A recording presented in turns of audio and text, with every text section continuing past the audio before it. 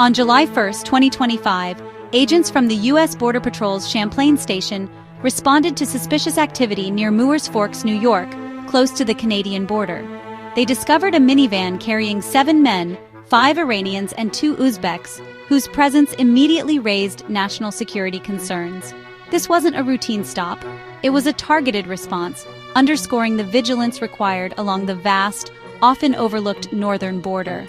The Swanton sector, with its dense forests and rural roads, is a known route for covert crossings, making it a challenge for law enforcement. While most attention focuses on the southern border, this incident highlights vulnerabilities up north and the need for constant alertness. The swift professional response by agents prevented a potential threat, but it also raised urgent questions about who else might be slipping through. The arrest turned a quiet local event into a headline about national security, reminding us that threats can emerge from any direction. Customs and Border Protection quickly confirmed the arrests, emphasizing that all 7 men had previously tried to cross illegally. Officials stressed border security is national security, framing the incident as more than just an immigration issue. For Moores Forks residents, the news shattered a sense of rural safety, sparking anxiety about what else might be happening in their own backyard. Conversations shifted from daily life to concerns about personal safety and the effectiveness of border security.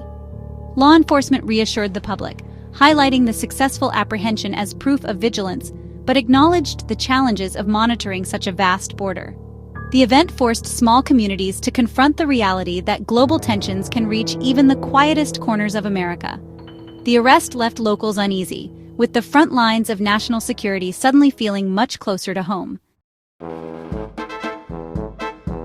The timing of the arrests, just days after U.S. airstrikes on Iranian nuclear sites, intensified fears of a possible connection to state-sponsored plots. Security experts warned that Iran could be trying to plant operatives in the U.S., exploiting asylum policies and minimal vetting to slip through. Jonathan Gilliam, former FBI agent, cautioned that sleeper cells could blend into American communities, waiting for orders from abroad. The idea isn't new. Terrorist organizations have long used sleeper agents to project power far from home. The New York arrests are now seen by some as more than illegal immigration. They could be a probe or failed infiltration by a hostile power. This perspective has reignited debate over border security and the risks of underestimating threats from the north. The arrests fit a troubling pattern of Iranian-linked activity documented by U.S. and international intelligence.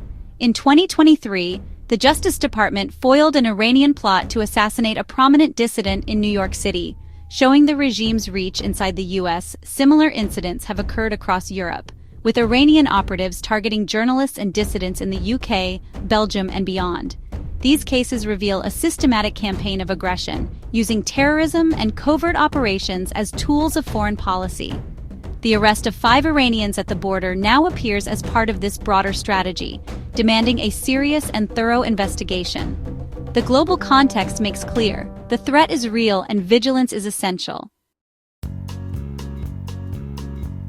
The 7 men are now in detention, awaiting swift deportation after repeated illegal entry attempts. While their removal may resolve this case, the anxiety they sparked will linger in border communities and national debates.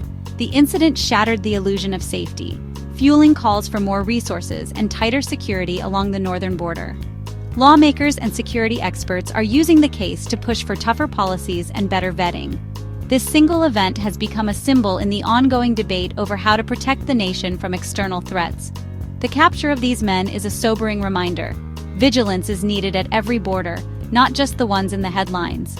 The questions left behind, about who else might cross and why, will continue to haunt both officials and citizens.